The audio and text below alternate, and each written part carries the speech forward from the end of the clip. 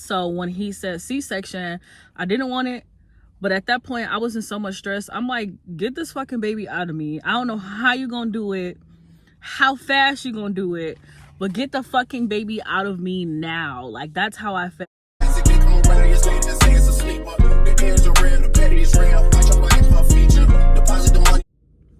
Hi, Trillium babes. Welcome back to my YouTube channel. And if you are new, then welcome. Come along with the team as we make movies and make memories and be cute and whatnot. So today's video is going to be a story time. I dyed my hair back dark because I was kind of over the whole light colors and me having to constantly dye my hair all the time. That was really bothering me. So now I'm back to being dark. So hey, for that. Today's video is going to be a story time on my experience with childbirth and pregnancy and all of those fun things but aren't really fun that fits in the middle of that. So that's what today's video is going to be about. So if you want to hear the story time about me giving birth and my pregnancy and how it went, then stay tuned, fall in, because I almost died giving birth. So it's a pretty interesting story. So I got pregnant in 2016, right after I graduated from high school. I think I conceived my son in September, and I ended up giving birth to him in June of 2017. My pregnancy, the whole time I was pregnant, it was fine. Didn't really have much of a problem my whole pregnancy. I didn't have back pains or anything like that. I actually worked the entire time I was pregnant. I didn't stop working all the way up until it was time for me to give birth to my son. So kind of pushed myself pretty hard, but I didn't have like any problems pertaining to my pregnancy. But when it was time for me to give birth, that's when the complications kind of started. My son was 2 weeks past due. He did not want to come out. He was very comfortable inside of my tummy, and the 2 weeks that he was past due, he grew 2 inches. So every fucking week I was past due pregnant with him, he would grow 2 inches, which was insane. But that's just what happens when you got a big baby that don't want to come out, and that's what my son was. Unfortunately. So I wanted him to come out so bad because I was just over being pregnant. I lied about feeling contractions. I lied about feeling contractions. I ended up going to the hospital. They hooked me up to the machines and everything like that, and they kind of seen that I wasn't in labor. So they discharged me, let me go back home. I think I was pregnant for a whole nother week after that. And then I had got an induction. When you get induced, basically when they medically send you into labor. That's what I had scheduled. So I went to the movies. I went to go see a really, really good movie. I don't remember what it was, but I went to the movies, and then I ended up going to the hospital. And I tell y'all, my expectations was way too high. I thought I was gonna go in there, excuse me, have the baby in like an hour and then go home. Because I worked the whole time I was pregnant, and I worked with a bunch of girls, and I had met 3 white women, Caucasian women, and they were my managers. All three of them got induced. They literally went through the same exact process as me giving birth, but their 3 births were completely different than the birth that I went through. But my expectations were really high because I felt like I was gonna have the same experience as them. I'm like, this is 3 out of 3 women. Like, what are the chances of me not having the same experience as them? But little did I know, they were white and I'm black. So our experiences were completely different. People might disagree with me. I honestly feel like I had the difficult childbirth that I had because I was a black woman, and the type of insurance that I had at the time, I think I had Medicaid insurance. So I don't know if some of y'all know, but insurance plays a really big part in the type of healthcare that you get, the quality of healthcare that you get. I don't care what nobody say. If your insurance is not going to cover a certain cost, most doctors aren't even going to want to help you. They're not going to give a fuck about your health.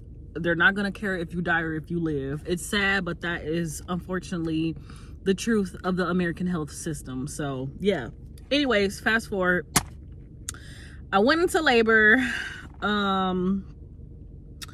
I was in labor for 2 days, but the first day I was supposed to get induced, so I got induced the first time, and I wasn't dilating at all.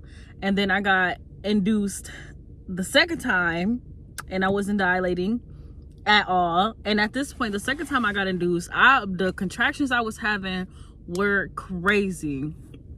So my OBGYN was nowhere to be fucking found, which is another thing that I felt like played a part in my insurance. I feel like if I was a white woman with doctor insurance, he would be there front row center, but due to the fact that I had the type of insurance that I had, and I, you know, I'm a black woman, I felt like he was very careless.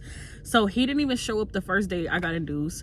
He showed up the second day I got induced, and by the time he showed up, he checked my cervix or whatever to see how far I dilated. Due to the fact that the lady induced me wrong 2 times, it was like a nurse. I don't know. I'm not sure why she didn't know what she was doing, but when you get induced, they're supposed to put something far up into your cervix, and she wasn't putting it far up into my cervix enough. Like, she was very much half-assing it. So by the time I got induced wrong twice, he showed up and he checked my cervix. I probably was like half an inch dilated. Like, I wasn't going anywhere. Like, I wasn't opening down there no time soon. So he gave me a little bit, I don't know, probably like a few hours passed by, and he comes back and he checks my cervix again, and he's like, well, at this point you dilated, you know, 3 centimeters. So I'm moving slow as fuck, y'all. I'm dilating like a centimeter probably like every 3 to 4 hours, which is insane. So I got some new nose rings in, y'all, and they bother my nose. That's why I keep twitching my nose like that. But so yeah, he had checked me to see how far I came along the second time. I was 3 centimeters, and he was like, okay, cool, I'm gonna leave and I'm gonna come back and I'm gonna check it again. So the third time he came back and he checked my cervix, he was like, I'm just gonna check your cervix. And I said, okay, no, laying back. He just gonna put his fingers in me, which didn't really hurt. So I'm like, okay, cool. Next thing you know, to this day, I feel like this is probably the worst pain I ever experienced in my life. Call me dramatic, call me what you want. But he broke my water, and he didn't even tell me he was gonna break my water. Like, he didn't even warn me or nothing. I thought he was literally just checking my cervix.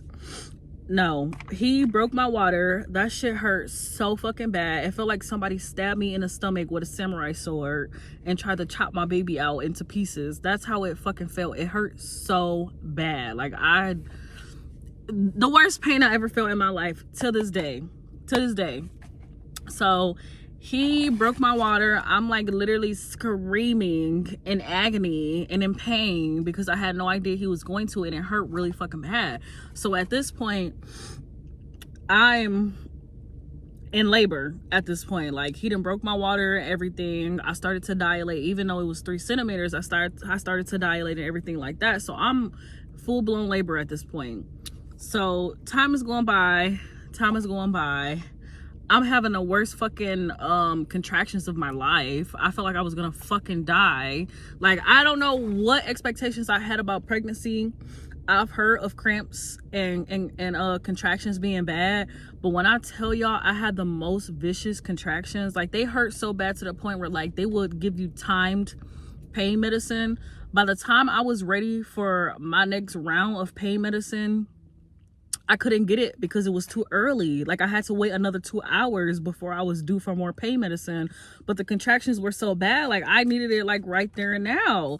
So due to the fact that I couldn't get any pain medicine and I'm having these terrible contractions, I just felt like my stress level just constantly grew. Like, it was just growing, and it was just growing, and it was just growing. And you know, at this point, I had kicked everybody out of the room. Like, everybody who came in there with me besides the father of my child, I kicked everybody in the room.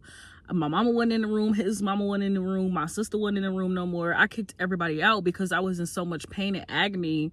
Like, I felt like I was in a very vulnerable state, and I kind of didn't want anybody to see me like that. I clearly was in a lot of fucking pain. My OGBYN would come and check on me like every now and then. And I think the last time he came and checked on me and he seen like how much pain I was in, like I literally felt like I was dying. He was like, you know what? We gotta have an emergency C-section because you are so stressed and you are in so much pain right now that you can stress yourself or stress the baby to the point of dying. Like that's how much pain I was going through. Like I was literally going to die. And if I wasn't gonna die, I was gonna kill the baby from me just being stressed out. So he's just like, emergency C-section. Honestly, like before going into labor, I really wanted to have a natural childbirth. I was scared shitless pushing a baby out of my vagina, but I wanted to do it because I didn't want to have a C-section. My mom had a C-section, and just in general, I pride my appearance a lot before I had my son. I still do now. I just didn't want any knife to come near my body. Like I just loved my body way too much. So when he said C-section, I didn't want it. But at that point, I was in so much stress. I'm like, get this fucking baby out of me. I don't know how you gonna do it, how fast you gonna do it, but get the fucking baby out of me now. Like, that's how I felt. So this must be a little bit like TMI, y'all. But when we had decided that I was gonna get the C-section, I was laying down the whole time on my back, in a hospital bed. Well, I had to sit up because they were gonna transfer me to the C-section room. So I sat up. And when I sat up, y'all, I just felt cold. And until this day, I felt like like this was the moment that I was literally about to die. Because I sat up and like all of the pain in my body just went away. I didn't feel anything anymore. Like my whole body went numbed. I went from having a pain level of 100 on a scale of 1 through 10 to me not feeling nothing at all. And then I peed on myself. It's like TMI, but like I want to be completely transparent. I literally peed on myself. So you know how like before people die, like sometimes they'll pee or like they'll poop on themselves. Bodily functions, the last bodily function you will ever get before you die, you'll get one at least.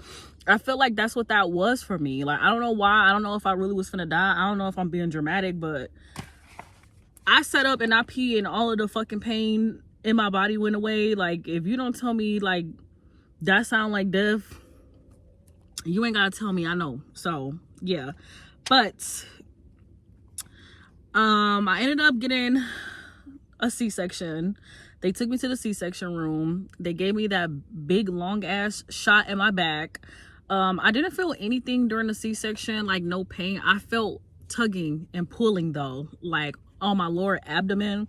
I felt them moving things around, but it didn't feel like any pain or anything like that.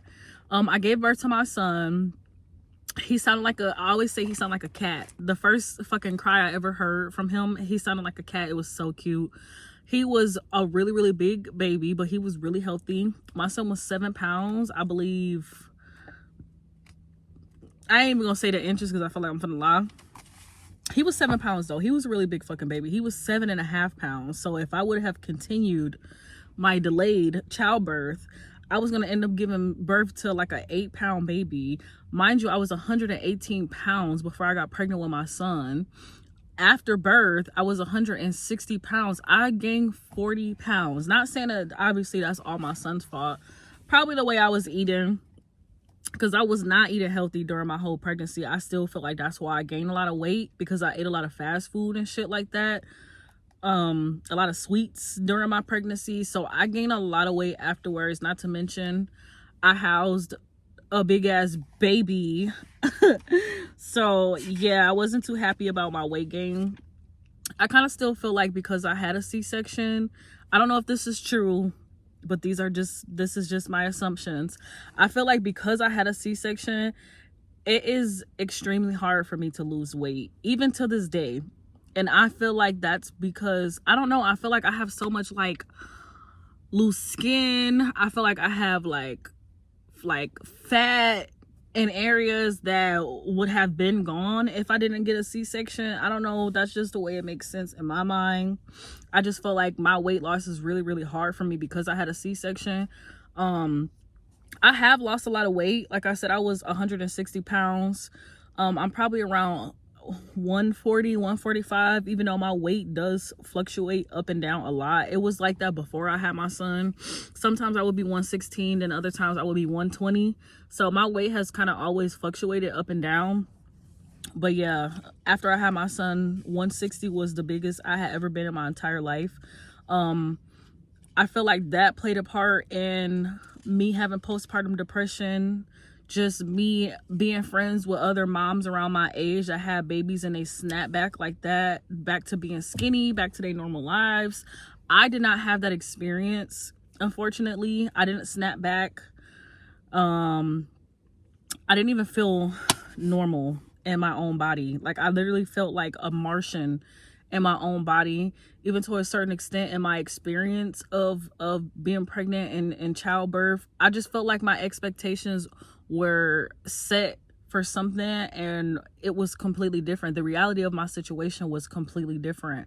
Not saying I regret having a baby, because I actually planned my son. It was really fucking dumb being like an 18-year-old just graduated from high school and not having no type of self-identity, no career path, no nothing like that. But I was really in love at that time, and I always felt really lonely. So I kind of felt like if I had a child, it would provide me unconditional love. But I didn't take in consideration of all of the love and all of the effort and all of the things that I would have to provide a child. You know, I just was thinking of it as a relationship of a one-way street, but it's definitely a two-way street.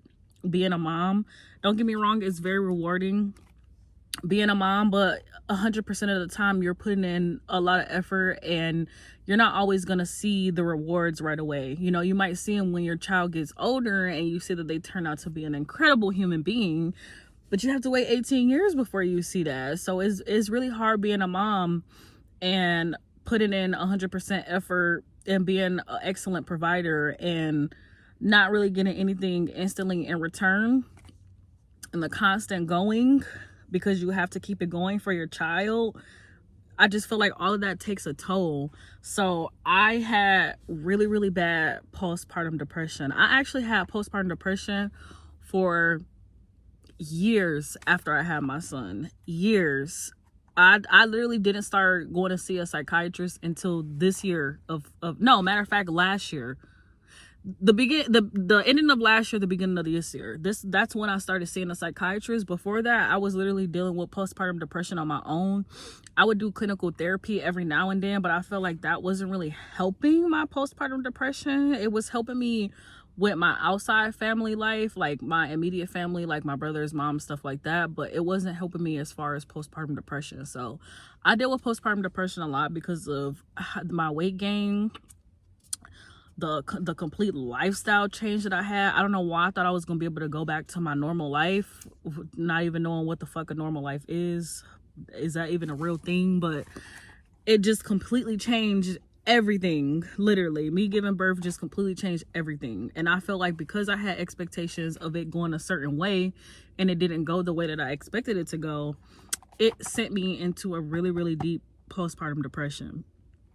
2 weeks after giving birth to my son, so post childbirth, post pregnancy, I was laying in a bed with the father of my child and my son was about 2 weeks at this point. He was a 2-week newborn baby, and I had a really, really bad headache. Like all that day I had a really, really bad headache. But the weirdest thing about this headache is that it will get worse when I stand up, but it'll go away. No, it'll be worse when I was sitting down, and then it'll go away when I stand up. The weirdest fucking headache I ever had in my life. I had it all day. I even had friends come over, family come over, see the baby, hang out with the baby. I had a headache the whole time they was there. I had a headache after they left. I had a headache all the way up until bedtime. So I'm sitting there and we're watching TV, and that day I probably took a total of 4 Excedrins, which is insane, but that's how bad I had a headache. Then, not to mention, I was on painkillers for the C-section, the stitches that I got. You know, I was probably taking 2 prescription meds for the things after childbirth, and then I was taking Excedrin. So I took 4 Excedrins. But the third one the fourth one I had took at bedtime. So I got up, went in the bathroom, took an Excedrin, I came back, and I laid back like this, and I'm like, damn, low key, my headache kind of going away. And the father of my child was like, why you shaking your hand? And I'm like, what? Like, my hand was shaking like this, you know? And he's like, why you shaking your hand? And I'm like, what? I'm like, nonsense. I'm like, I can stop shaking my hand if I want to. And I tried to stop shaking my hand, and I couldn't stop shaking my hand. And that's when my brain went into panic, because I had never in my life not been able to control my own body functions. And when I noticed that I couldn't stop shaking my hand, something was wrong. That's kind of the last thing I remember. You know what? It kind of fades in and out. I'm sorry, y'all. This is kind of... Damn, I didn't even know I was gonna start crying. Like, I'm about to start crying just thinking about it. I kind of was going in and out. All I remember is the father of my child screaming my name. And then I blacked out. I woke back up. I remember being in the back of ambulance, and they were saying my name. All I heard was like, China, China. Like, people just trying to get me to respond. And like, I remember trying to, but I couldn't. So, I just remember waking up, and I was in a hospital, and like, I was hooked up to an oxygen machine. I had all this shit hooked up to me, and my sister was there, and the father of my child was there, and he was sitting in front of me, and he was crying. And I looked at my sister, and I'm like, what happened? Because I had no idea what happened. Like, the last thing I can remember is me shaking my hand. And I'm like, what happened? And she was like lost for words. Like, she couldn't even explain to me what happened. And she was like, I don't know, like, you just was having seizures. Like, you wouldn't stop having seizures. And like, they told me that I had like 3 seizures, like back to back to back to back to back or whatever. And when I had kind of asked the father of my child about it, he was like, you just started having a seizure. He was like, I was holding, you know, our baby. I was holding our baby, and you just started like having a seizure. And we was living at his grandma's house at the time, and he was like screaming my name. His grandma was like, I thought y'all were in there arguing because of like how you were screaming. And like, he was just screaming down the hall to her, like telling her to call the police, and like he gave her the baby and stuff like that. So it was very, very scary. I felt like not only did I think I was gonna die, but my family members thought I was gonna die as well. So that kind of plays a big part in why, like, I'm terrified of having another child. Like, that shit terrifies me, because I feel like I'm gonna have to go through the same thing, if not worse. And who wants to put themselves through a situation where they know that they like have a 50% chance of dying? Like, I don't know, childbirth fucking terrifies me now at this point. So when I went to the hospital after having the seizures, I found out that I had eclampsia, which I showed no signs of during my pregnancy. I showed no signs of having eclampsia. But for some reason, after I had my son, you know, I had really, really high blood pressure. I think it was because I was stressed out. Like, I was really depressed. I was still trying to grasp the reality that I was in. And I had to understand that I was in a circumstance that I couldn't control anymore. So I think I was just stressed out from all of that stuff. Then me and my mom was in a really bad place at the time. So, you know, that was stressing me out. So I just feel like maybe all of that kind of made me have really high blood pressure. Eclampsia is seizures that occur during a woman's pregnancy or shortly after giving birth. It's caused by high blood pressure and excessive protein in urine. And warning signs of eclampsia can be severe headaches, which is probably why I was having a really, really bad headaches. But due to the fact that I never had any signs of eclampsia, like I knew what eclampsia was, but I knew it as preeclampsia. I had no idea that I could get eclampsia. I didn't know I could get it after birth. So I thought once I had my son, you know, all of that shit was out the window for me. I had no warning signs of it at all. And some of the severe conditions that you can be in from getting eclampsia is severe brain damage and permanent disabilities. So I thank God, you know, to this day, even though me and him don't see eye to eye all the time, my son's dad, I thank God that he moved in the manner that he moved and how fast he called the police, because I probably wouldn't even be sitting here recording this YouTube video right now. I would probably be brain dead. I probably would be a veggie. I could be like disabled or in a wheelchair or something like that, because I could have literally gotten permanent brain damage from having the seizures that I was having them and the way that I was having them back to back. Then not to mention, I was in the hospital for 2 weeks because my blood pressure was so high and it wouldn't drop. Like the first time they checked my blood pressure, my blood pressure was 210 over 100, like 150. And then they just kept trying to get it down. They just kept trying to get it down. Like I couldn't even go to the bathroom by myself. I had to have I think it's called a catheter. I had one of those, which fucking hurts like hell. I ended up staying there for 2 weeks. Every day I was asking, when can I go home? I had literally just had my son and I couldn't even see him. Like I had a newborn baby, you know, as a mom that cares and like want to be there for their baby. Like, I'm like, he's an infant. Like he needs me. Like not saying that his dad can't take care of him or his other immediate family couldn't take care of him, but like he needs his mom. And like, it just made me so sad. Like I was in the ICU, so he couldn't come see me. There's no way a newborn baby's coming in the ICU. So I sat there for weeks, 2 weeks, just asking, when can I go home, every single day. They checked my blood pressure again, probably like within a week of me being there. It was 190 over 110.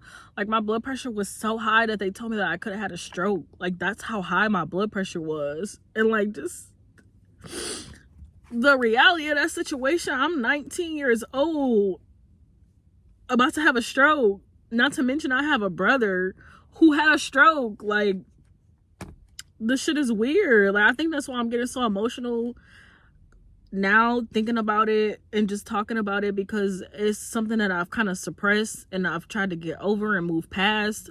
But the whole situation was very, very fucking traumatizing to me. Some of the stuff I was going through, I had never went through in my life. I'm not one of them people who get sick all the time. I don't go to the hospital all the time. So for me to be put in a situation like that and me being in a hospital and I couldn't go home, it was just a lot. Like that shit was a lot. But I ended up, so they ended up helping me out, the hospital. They ended up getting me back, thank God, to where I needed to be. And they got my blood pressure down so that I could go home and be a mom. So that's pretty much the bulk of the story of me being pregnant and my childbirth. Some things that I would say definitely also made me have postpartum depression was the fact that I gained so much weight. I had really, really dark stretch marks, which, not saying that they're ugly, but to me, they were so ugly. I looked so unfamiliar to myself. I was looking at my body and it just changed in ways that I didn't even know was possible. So it was a lot to take in, you know, but to this day, I really felt like my son was given to me for a purpose. Before I had my son, I lived a very, very wild lifestyle. I was always fighting. I just was very like risque. I felt like fighting was a really big one because obviously you can lose your life, you know, fighting people and whatnot. So I felt like my son literally was given to me to stop me from fighting and to stop me from putting myself in a situation that I could possibly get killed in or I could possibly go to jail in. So I felt like that was definitely the purpose that he gave to me. And besides all the stuff that I went through, I feel like he was given to me to show me unconditional love. Like, till this day, I could be the saddest person in the world, And like the only thing that don't make me happy is my son like coming up to me, giving me a hug, telling me he loved me and stuff like that. So I'm very, very grateful for my son. Like very, very grateful. I literally don't know like where I would be at in life right now if I didn't have my son. So like it was hard going through all of that. I wouldn't say I'll put myself through it again, because that's why I don't got no more kids, but it was worth it for him. I feel like I got the best son ever. Like, he's so nice. He don't be cussing. He not bad. Like, he's perfect. I literally can't ask for a more perfect child. But I'm all emotional. Y'all got me about to start crying. I literally got on makeup. That's the only reason why I'm not crying. I'm like trying to hold back tears. And I want to cry on the internet. I feel like that's so cornball. But I'm in a very vulnerable state right now, talking about something that, you know, is very close and near and dear in my heart, and an experience that I went through that I felt like was very traumatic. So obviously I'm gonna get a little bit upset. But I hope that this was a helpful story time in some type of way. I don't know how it's going to be helpful to y'all, but maybe us just bonding over trauma will help. But that is the ending of today's video. This was my story time regarding my childbirth and my pregnancy and how I almost fucking died giving birth. I will be back with more videos. I promise. I'm done taking a long breaks on YouTube. I'm gonna be more consistent. I just be really, really busy. I be having 101 things going on, but I really enjoy doing YouTube. I really enjoy just coming on here and talking and just sharing my experiences and doing story times and giving my opinions and stuff like that. So make sure you comment, like, subscribe, do all of that fun shit, and make sure you come back for the next video. The curtains are closing. The sad ass drama notebook movie is over. Go do something happy. And yeah, catch me on the next YouTube video. Bye, Trillion babes.